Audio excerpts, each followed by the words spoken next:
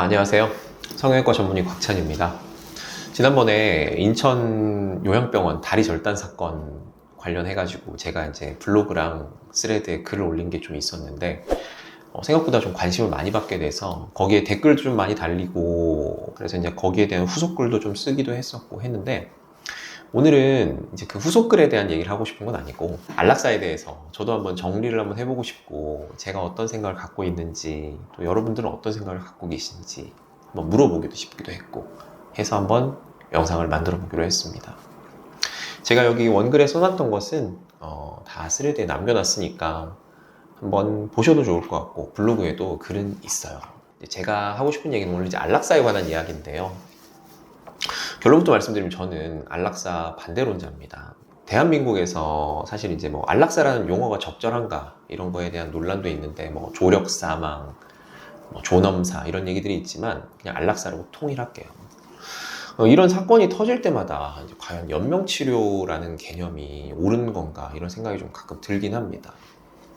중환자실에서 이제 환자들을 드레싱할 때 이런 정말 험한 상처들을 많이 보고 그분들이 이제 안 좋아지고 요양병원으로 가셔서 그 이후에는 사실 저 같은 전문 의료진이 드레싱을 하기도 어렵거든요.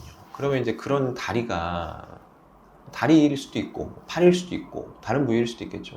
드레싱 하다가 발가락이 떨어지고 이런 일도 있다는 증언들이 많이 나오고 있잖아요. 의료의 실태와 어떤 요양병원이 어떤 곳인지에 대한 생각을 한 번은 해봐야 될 필요가 있다고 생각은 해요. 아마 국민들은 이게 요양병원이 어떤 곳인지 모르시는 분들이 상당히 많으실 거라고 생각해요. 내 발로 어디 움직이지도 못하고 어디 가지도 못하고 말 한마디 못하고 그냥 수액이나 이런 주렁주렁 달지 않으면 어찌 보면 의학적인 도움이 없으면 바로 사망할 수밖에 없는 그런 환경에 계신 분들이 되게 많고 이제 그런 분들을 볼 때마다 지켜보는 의사도 환자 본인도 보호자도 이게 맞는 거냐 이렇게 사는 게 사는 거냐 이런 얘기들을 하시거든요. 또 그 와중에 병원비가 어마어마하게 많이 들고 그렇게 되면 사실 보호자들 주로 자식들인 경우들이 많고 그 자식들이랑 갈등이 생길 수밖에 없고요. 사실 병원비 부담이 없는 넉넉한 분들도 이런 고민들을 많이 하는데 웬만한 사람 한 달 월급이 병원비로 나가는 이런 상황들을 가족들이 달가워할 리가 없거든요. 하지만 이제 한국에서 안락사는 불법이고 의사는 법을 지켜야만 하죠. 일반 국민 상대로 이제 어떤 설문조사 같은 걸 하면 되게 안락사 찬성하는 비율이 높게 나와요. 이건 2019년도 서울신문에서 한 조사인데 81%가 찬성이라고 해요. 결국 이제 민간에서는 안락사를 찬성하는 비율이 정말 많은데 나라에서는 규제를 하고 있고 절대 규제로는 인간의 자유의지를 막을 수가 없죠. 뜻이 있는 인간을 무엇으로 막겠습니까? 그래서 결국엔 또 인간은 방법을 찾게 마련이고 지난 2월 달에 이런 기사가 하나 나왔었죠. 스위스로 가던 폐섬유증 한 분이 공항에서 발길을 돌렸다 이런 기사가 있었고 사실 보도되지 않은 많은 안락사 케이스들이 있을 거라고 생각하고 지금도 어떤 분들은 가고 있을 거라고 생각을 해요. 이 수요는 엄연히 존재하는 거고 이거를 돕는 브로커 회사들도 많은 것 같아요. 기사를 보시면 브로커 회사 한 3개 정도 소개가 되어 있습니다. 브로커가 좀 안 좋은 말인가? 뭐 알선 회사? 이 정도로 해도 되겠네요. 원래 대출 규제를 하면 이금융권이 돈을 번다는 말이 있잖아요. 그런 것처럼 안락사를 못하게 막으니까 이걸 이제 알선하는 회사가 또 생긴다는 게 참 아이러니하긴 합니다. 뭐 이런 주제는 우리나라만의 문제도 아닌데요. 그리고 보시면 뭐 의학 발달에 따른 세계적인 고령화 추세에서 윤리 문제가 사실 외국에서도 논란이 많은 것 같아요. 여기 보면 스위스 현지에서도 법이 현실을 따라가지 못한다. 이런 모습을 여러 번 보인 바 있는 것 같기도 합니다.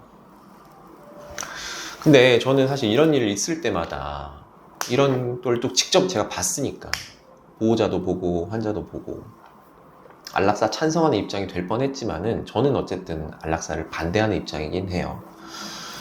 한국에서는 아직 안락사는 좀 시기상조라는 생각입니다.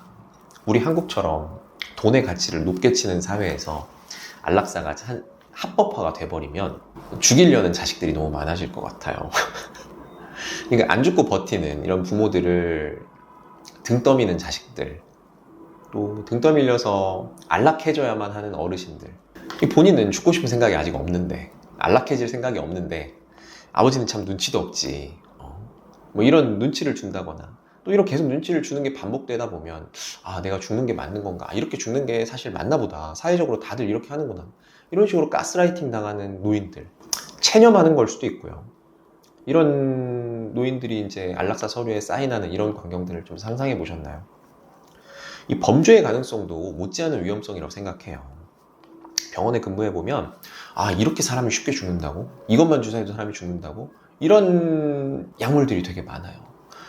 사람을 죽이는 게 그만큼 쉽다는 얘기는 굉장히 위험하다는 뜻입니다. 스스로 죽기 쉽다는 뜻은 누군가가 죽이기도 쉽다는 뜻이거든요. 이 자녀 수명과 이 돈이라는 가치, 이 두 가지 중에서 돈의 가치를 훨씬 높게 칠 가능성이 높아진다는 뜻이죠. 사실 쉬운 문제는 아니죠. 이런 이슈가 있을 때 어떤 보건복지부 같은 데서 어떤 사회적인 논의를 통해서 뭐 공론의 장으로 이 얘기를 끌어들인다든지, 사실 이번 요양병원 다리 절단 사태를 봤을 때 보호자가 굉장히 원해서 잘라줬다고 하고, 이 보호자가 요양병원에 입원하기까지 굉장히 힘들었다고 하잖아요. 여러 병원을 전전했는데 다 안 받아줘서 어쩔 수 없이 이 요양병원에서 받아주기를 바래가지고 부탁을 해서 이 요양병원에 들어왔고, 잘라주는 것도 보호자가 많이 부탁해서 잘랐고, 어찌 보면 이 요양병원 뺑뺑이를 당한 거예요. 이 응급실 뺑뺑이랑 비슷한데, 요양병원 뺑뺑이에 대해서는 사실 사람들이 잘 모르죠. 요양병원도 사실 문제가 그러니까 여러 가지가 있는 거예요. 사회적으로 좀 논의도 필요하고, 이런 법의 사각지대에서 힘든 사람들이 있는지 안락사 문제 같은 걸 좀 논의를 해볼 필요도 있을 것 같은데, 여러 가지로 아쉽습니다. 탈모 급여화 같은 것보다는 저런 문제가 좀 더 중요하지 않을까 생각도 드는데, 보건복지부 선생님들도 바쁜 게 많이 있겠죠. 결국 이제 안락사가 안 된다면 조금이나마 좀 덜 아프게, 마지막 숨 쉴 때 조금이라도 좀 덜 힘들게 숨 쉬게 해주는, 이런 도와주는 역할을 요양병원들이 많이 하고 있다고 저는 생각을 하는데, 안락사도 안 되는 한국에서 또 이번 일 같은 요양병원에 가는 것도 어려운 이런 세상이 되면 참 걱정이 많이 되고 씁쓸하다. 결국 언젠가는 저도 늙을 거니까, 저도 89세가 되고 나이가 많이 들고 몸이 아프고 거동도 어려운 상황이 되면 욕창이 생기고 다리가 썩을 수도 있겠죠. 근데 사실 이제 이 얘기를 보는 대부분의 사람들이 아마 와닿진 않으실 거예요. 이게 뭐 연금개혁하는 얘기나 비슷한 거예요. 지금 당장 문제가 안 터지고 몇십 년 있어야 터질 만한 문제니까 이런 얘기가 와닿을 수가 없죠.